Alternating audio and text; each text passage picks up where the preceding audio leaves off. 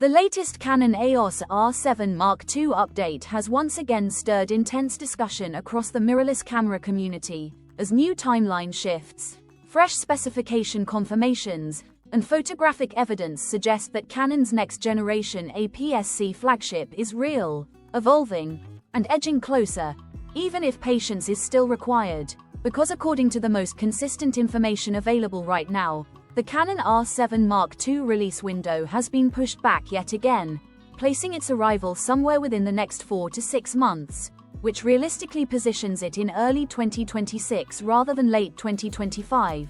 And while it remains unclear whether that timeframe refers to an official announcement, pre-orders, or actual retail availability, it does strongly rule out any near-term launch, making a spring 2026 Canon camera announcement the most plausible scenario. Understandably, skepticism remains high among longtime followers of Canon rumors, especially given the brand's history of delayed launches, shifting roadmaps, and previously missed windows for high-profile models. But this time the situation feels more tangible due to the existence of leaked imagery that reportedly shows a clear successor to the original EOS R7. Even though the full-resolution image cannot yet be shared publicly due to NDA restrictions and source protection, a common occurrence in pre-release camera development cycles where access is tightly controlled and prototype exposure is limited to select internal meetings. Despite that limitation, enough visual details have been extracted to confirm several physical design changes,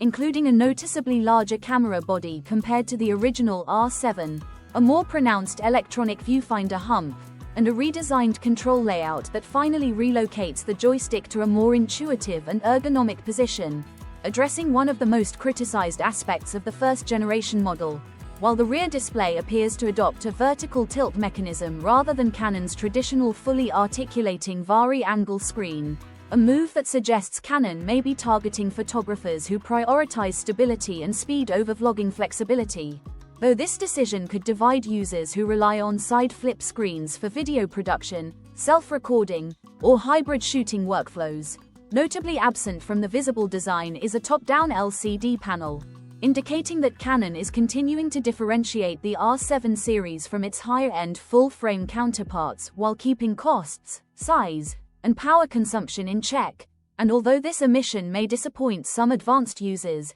it aligns with Canon's long-standing segmentation strategy. What remains unclear from the available imagery is whether Canon has removed the mechanical shutter entirely in favor of a fully electronic shutter system, a change that has been rumored repeatedly and would have major implications for sports photography, wildlife shooting, and event work, particularly in scenarios involving flash synchronization, fast-moving subjects, and artificial lighting. And until more concrete technical documentation or additional leaks emerge, that question remains unresolved. Beyond physical design, speculation continues around internal upgrades, including a next-generation APS-C sensor, improved stacked or backside illuminated architecture, faster readout speeds to reduce rolling shutter, enhanced subject detection autofocus powered by an updated DIGIC processor or accelerator chip, and improved video capabilities with reduced crop factors,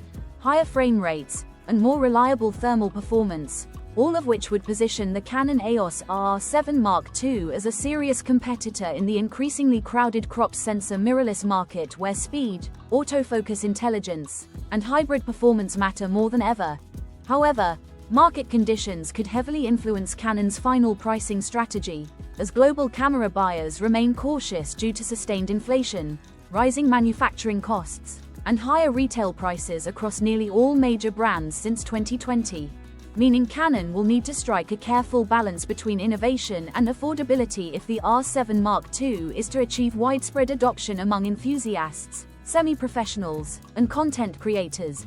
Despite these uncertainties, anticipation remains strong because the APS-C format continues to offer unique advantages in reach, portability, and cost efficiency, particularly for wildlife photographers, sports shooters, and travelers who value lightweight setups without sacrificing performance. And if Canon successfully refines ergonomics, autofocus accuracy, continuous shooting speed, and video functionality while maintaining competitive pricing, the EOS R7 Mark II could become one of the most compelling mirrorless camera releases of 2026, especially in a year that is expected to be far more active than the relatively quiet and delayed heavy 2025 cycle,